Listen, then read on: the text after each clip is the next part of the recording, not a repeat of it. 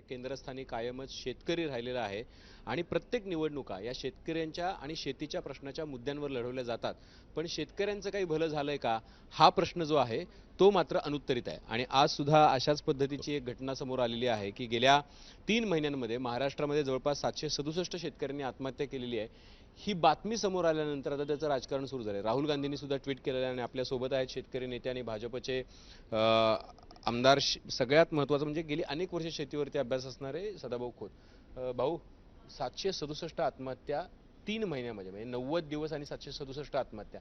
सरकारसाठीचा हा एक काळा डाग आहे असं म्हटलं तर काय वावग आहे? काँग्रेसच्या कालखंडामध्ये जवळजवळ 5 लाख शेतकऱ्यांनी आत्महत्या केलेल्या होत्या.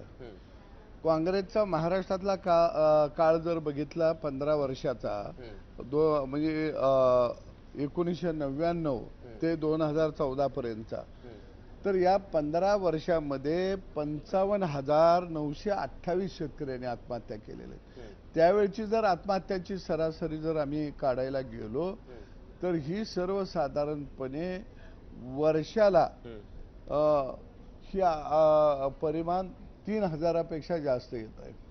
लक्षात घ्या, मी काही त्याची गिनती करत नाही, परंतु त्याही काळामध्ये आत्महत्या होत होत्या. त्यावेळी यांना का झोप लागली, त्यावेळी हे का जागे झाले नाही? त्यावेळी शेतकरी विरोधी अनेक कायदे होते, त्याच्यामध्ये बदलाव आणावा असं यांना काय वाटलं नाही? आणि जे आज शेतकऱ्याच्या बाजूनं गळा काढून राष्ट्रवादी आणि काँग्रेसवाले जे मगरीच्या डोळ्यामध्ये आसू यावे असे यांच्या डोळ्यात आसू यायला लागलेले आहेत. अरे हे तर पाप तुमचं आहे. तुम्ही 60 वर्षामध्ये ह्याच्यात बदल केला नाही. आणि नरेंद्र मोदींनी 3 कृषी विधेयकं ज्यावेळी आणली, शेतीला परतंत्रातनं मुक्त करण्याचा निर्णय ज्यावेळी घेतला गेला, त्यावेळी तुम्ही आंदोलन उभा केली देशामध्ये. ते पाप त्यांचं तर आत्ताचं पाप तुमचं नाही का? नरेंद्र मोदींनी चौकात बसून मन की बात केली होती आणि शेतकऱ्यांना सांगितलं 2014ला की आम्ही उत्पादन खर्चाच्या आधारित 1.5 जे भाव आहे तो आम्ही शेतमालाला देऊ. आज तागायत दिलं नाही. स्वामीनाथन आयोग लागू करू, आज तागायत लागू झालेलं नाही. तुम्ही म्हणताय की त्यांनी कृषी कायदे, तर कृषी कायद्यामध्ये एक कायदा काय म्हणू त्याला, कॉन्ट्रॅक्ट फार्मिंगचा पण होता, तो शेतकऱ्यांना अन्यायकारक वाटत होता. आता आपल्याकडे बाजारात फ्री विकायला परवानगी आहे ना. तुम्ही स्वतः कृषी मंत्री असताना फ्री मार्केट लावलेलं होतं. आपल्या महाराष्ट्रात आहेतच ना ते कायदे. त्याचा काय फायदा झाला शेतकऱ्यांना? तुम्हाला माहितीसाठी मी सांगतो, ही 3 कृषी कायद्याची होती. कॉन्ट्रॅक्ट फार्मिंग तर होतच, ते महाराष्ट्रामध्ये आपण 2005 साली स्वीकारलेलं होतं. परंतु शेतीमध्ये कॉन्ट्रॅक्ट फार्मिंगच्या माध्यमातून भांडवल गुंतवणूक येणार होते. आता शेतीचे तुकडे झालेले आहेत. अरे सिलिंग ऍक्ट सारखे कायदे, अत्यावश्यक वस्तू सारखा कायदा, कमाल जमीन धारण सारखा कायदा, हा शेतकऱ्याच्या मनगुटीवर का?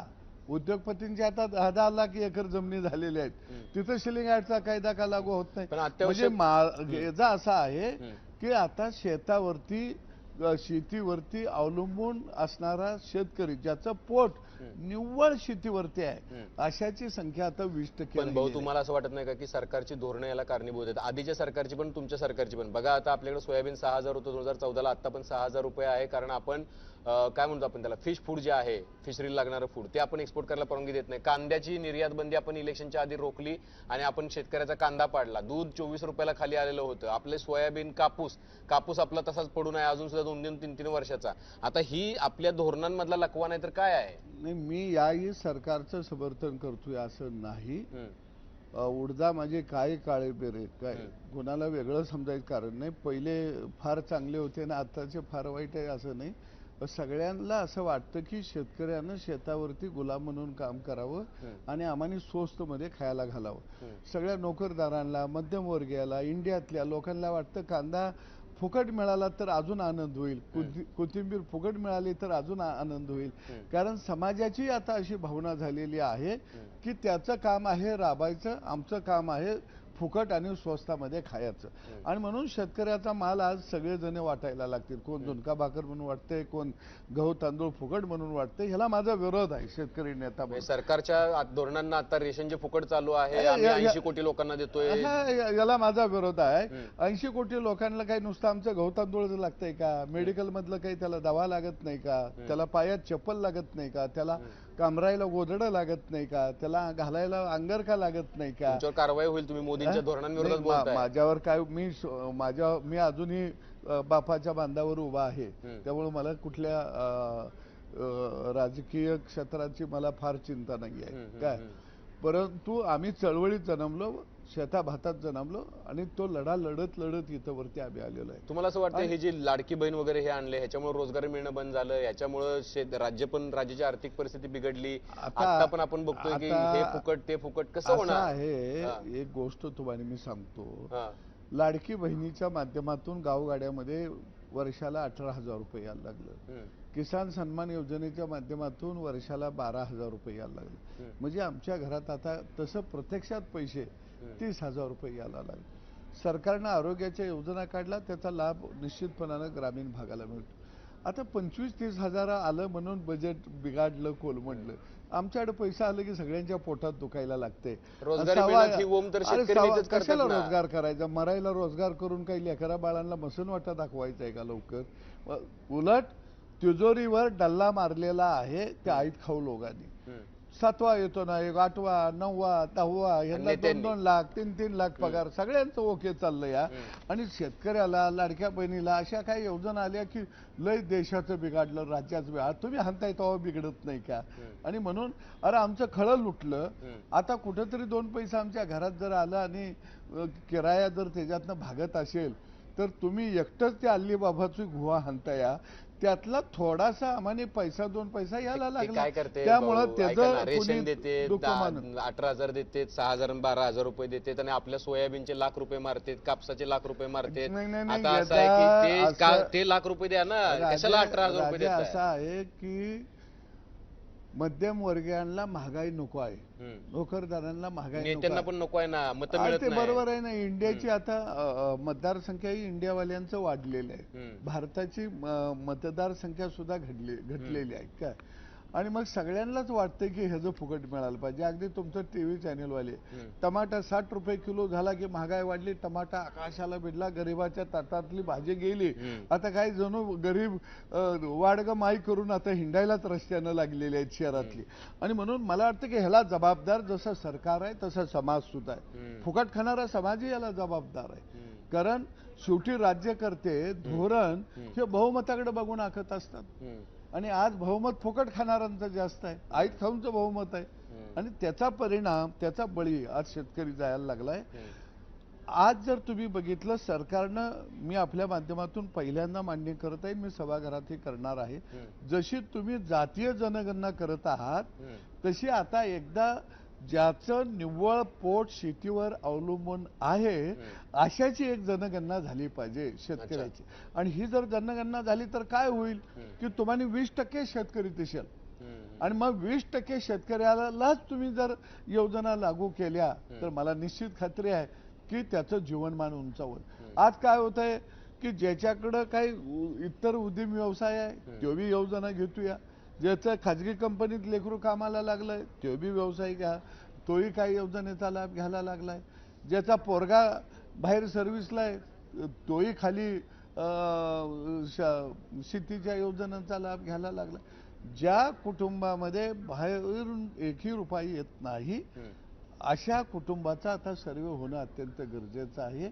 आणि तशा योजना लागू कराव्या. आणि दुसऱ्या बाजूला एक तर सरकार खरेदी करू शकत नाही शेतकऱ्याचा शेतमाल. सरकार जर व्यापारी खरेदी करू शकत नाही तर सरकार आमचा भाव का रोखते?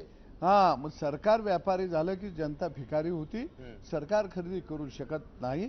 सरकारनं एक्सपोर्ट इम्पोर्ट वरचं जे बॅन आहे ते लावू नये ना, ह्या मताचा मी आहे. अरे तुम्ही ट्रॅक्टर बाहेर पाठवायला उद्योगपतींचं घड्याळ हातातलं मनगटातलं बाहेर जात असेल तर तिथं म्हणताय परकीय चलन मिळते. आणि आमचा कांदा वाढला, टमाटा वाढला, गहू वाढला की निर्यात बंदी लावता. ही धोरणं खरंच बदलावी लागतील. आणि शेड्यूल 9 घटनेमध्ये जे पंडित नेहरूंनी 1951 साली घुसडलंय ते शेड्यूल 9 मध्ये जे आमचे शेतकरी विरोधी जे कायदे आहेत, अत्यावश्यक वस्तू कायदा आहे, सेलिंग ऍक्ट कायदा आहे, अत्यावश्यक वस्तू विरोधी कायदा तुमच्या 3 कृषी कायद्यात पण ठेवला होता, तो काढायला पाहिजे होता. तो त्यामध्ये काढलेला होता. नाही नाही काय त्याच्यात ठेवलं नाही, होतं ना भाऊ, त्याच्यामध्ये त्याच्यामध्ये ठेवलं तो होतं की नंतर जर पुन्हा- सरकारला वाटलं की तुटवडा हा, इथं होतोय, सरकारला वाटलं तर असं सरकारला होतं. कधी सरकारला पण वाटलं ना इलेक्शनच्या आधी कांद्याचा नाही, तुटवडा काय होईल आहे तर कांद्याचा की भाव वाढेल. निदान सूर्याची किरणं आमच्यात येत तरी होती. सूर्य नाही बघायला मिळालं तर किरणं बघायला त्या कायद्यांच्या माध्यमातून आम्हाला मिळत होती. ती सुद्धा दरवाजं बंद केलं आणि त्यावेळी राहुल गांधी पासून अगदी शरद पवारांच्या पर्यंत या सगळ्यांनी त्यावेळी त्या विधेयकांना विरोध केला. या सगळ्या बोक्यांना वाटतं की शेतकरी हा माझ्याच दावणीला आला अजून पाहिजे. 2 बोके आहेत तुमच्या सरकारमध्ये. एक म्हणतोय की काय तुला दिलेले 6,000 आमच्या बापाचे आहे, तुला दिलेली चप्पल आमच्या बापाची आहे, कापड आमच्या बापाचं आहे, शर्ट आमच्या बापाचं आहे. मग हे कुठले बुक आहेत? आणि दुसरं म्हणतोय की काय शेतकऱ्याला नाही, कर्जमाफी मिळाली की ते म्हणतोय की ते लग्न बिग्न लावते शेतकरी. नाही, आता हे अशा लोकांसोबत तुम्हाला बसायची वेळ आली भाऊ. नाही, बस असं आहे. तुम्हाला मी सांगतो की सोन्याच्या लंकेमध्ये जर सीतेचा शोध घ्यायचा असेल तर हनुमान म्हणून त्या लंकेत जावं लागेल. हनुमानानं लंका जाळली होती. तुम्ही तिथे बसलाय, ते दोघांना काय बोलणार आहे का नाही तुम्ही? आम्ही त्यांच्या बाबतीत सुद्धा मी बोललेले आहे की या सगळ्या लोकांनी शेतकऱ्याच्या संवेदना जाणून घ्याव्यात. हेच काही नव्यानं बोलली ते असं नाही. सगळ्यांना कमी अधिक प्रमाणात सत्तेची नशा चढलेली होती. ह्यांना पण चढली. ही सत्तेचीच नशा असतात. काय मी काय म्हटलं की यांच्या नावावर 7 बार आहे म्हणून हे शेतकरी स्वतःला म्हणतात आणि म्हणून ह्याचा सर्वे होणं गरजेचं आहे की निव्वळ शेतकरी हे शोभतं का आमची मतं घ्यायची? तुमच्या प्रॉपर्ट्या 2025 वर्षापूर्वी तुम्ही जेव्हा निवडून आला तेव्हा केवढ्या होत्या, आता केवढ्या झाल्या? तुम्ही कुठल्या गाडीने फिरत होता, आता कुठल्या गाडीने फिरताय? आता तुम्ही कुठल्या स्टेजवर आहे? किती मंत्रिपदं मिळाली? म्हणजे मिळालं सगळं जनतेमुळे, शेतकऱ्यामुळे, गोरगरिबामुळे. आणि त्याला म्हणायचं तुझ्या अंगावरचा शर्ट आमचा आहे, तुला तुझ्या बापाला दिलेलं आहे आमचं आहे, तुझ्या आईला दिलेली साडी आमची आहे. मला एक तुम्हाला सांगायचं, कुणाला काय मिळावं याच्याविषयी शेतकऱ्याच्या मनामध्ये दुसास नाहीये, खंत नाहीये. कुणाला इमलं किती बांधायचं त्याला बांध. पण खरं तर उलट झालंय ना. आमच्या म्हणजे जनतेमुळे आहे ना ते. त्यांच्या अंगावरचे कपडे, त्यांचे पद. शेतकऱ्यांच्या प्रश्नावर विचार मंथन खरोखर व्हायला पाहिजे. शेतकरी विरोधी धोरण आता सरकारनं माफी मागायला पाहिजे की नाही भाऊ, मला सांगा बरं. आणि जागतिक बाजारपेठ ही शेतकऱ्याला खुली करून दिली किंवा ह्या 2 नेत्यांनी तरी माफी मागायला पाहिजे की नाही शेतकऱ्याची, ज्या पद्धतीची वक्तव्य केली. शेतकरी हा एक असा आहे की तो सुफानं दान देणार आहे. त्यामुळे निंदकाचे घर असावे शेजारी, त्याच्याकडे बघायला शेतकऱ्याला कोणाला वेळ नाही. कोण काय म्हणतो, शेतकऱ्याला वाटलं तर तो नांगरासकट फाळ पण लावतो. तो त्याला बिचारा तो आता नैराश्यामध्ये गेलेला आहे. आणि म्हणून मी तुम्हाला सांगेन की शेतकऱ्यांच्या बाबतीतली धोरणं ही आता नव्यानं त्याची मांडणी करावी लागेल. आणि शेतकरी सुद्धा एक माणूस आहे, त्यांची लेकरं बाळ सुद्धा एक माणसं आहेत आणि त्यांना माणसासारखं जीवन लाभलं पाहिजे, त्यांच्या चेहऱ्यावर हास्य फुललं पाहिजे. अशा पद्धतीची धोरणं निश्चितपणानं आखायला लागतील. दुर्दैवानं ते होत नाही. विरोधी पक्षांना सुद्धा निवडणुका आल्या की जातीपातीच्या राजकारणामध्ये ते सगळे गुंतलेले आहेत. कुणालाही शेतकऱ्याच्या प्रश्नाचं काही पडलेलं नाही. त्यामुळे काँग्रेसवाल्यांनी तर शेतकऱ्याचं नाव अजिबात घेऊ नये, कारण त्यांचंच हे पाप. आज तुम्ही शेतकरी कर्जमाफी का करत नाही विचारते? राहुल गांधींनी विचारलं ना की काँग्रेसनं कमीत कमी 70,000 कोटी शेतकरी कर्जमाफी केली होती देशभर 2008ला. आपण बघितलेलं आहे. आता शेतकरी कर्जमाफीची वेळ झाली. तुम्ही बँकांचे पैसे माफ करताय, तुम्ही उद्योजकांचे पैसे माफ करताय, जे इथून पैसे बुडवून पळाले त्यांचे पैसे माफ करताय. राहुल गांधींनी जे काही विचार मांडले ते आनंददायक विचार आहेत. कारण सध्या त्यांच्या शेतीचं उत्पन्न घटलेलं आहे. कारण आतापर्यंत जे काही राहुल गांधींनी संपत्त्या मिळवल्या त्या सगळ्या शेतीतनंच मिळवलेल्या होत्या. जसं बारामतीला वांग्याचा चांगला भाव मिळायचा आणि पैसे मिळायचं, तसं राहुल गांधीलाही चांगला शेतीचं उत्पन्नातनं सगळं मिळत होतं.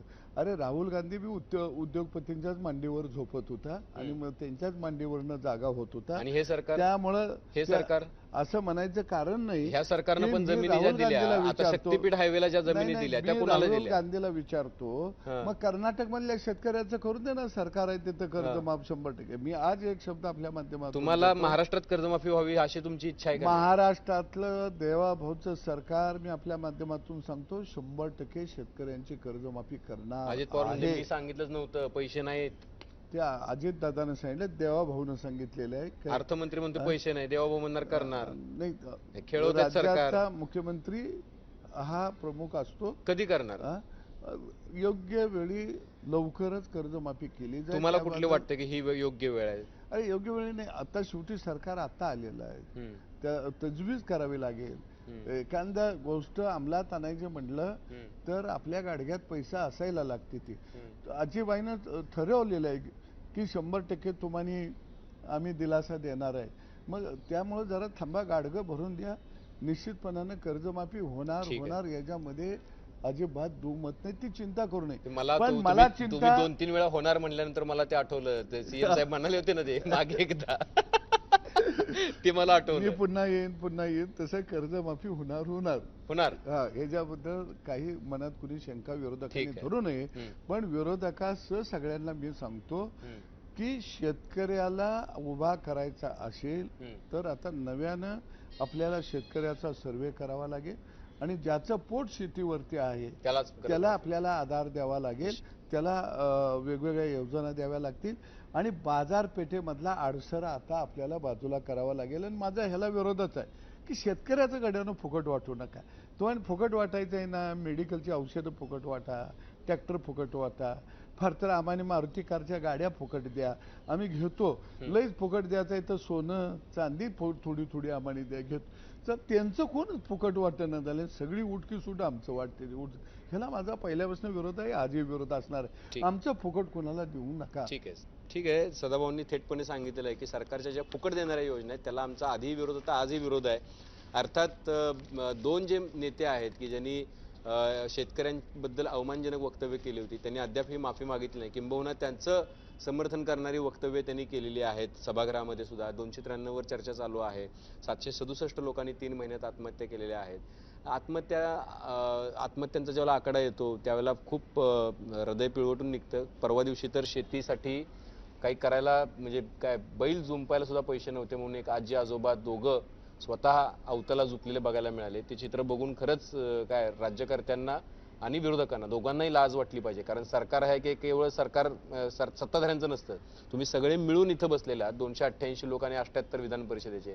अशी परिस्थिती शेतकऱ्यावर आलेली आहे. मधल्या काळामध्ये आपण जर बघितलं तर अजून एक अशीच घटना घडलेली होती की फीला पैसे मिळणार नाहीत म्हणून शेतकऱ्याच्या मुलीने आत्महत्या केलेली होती.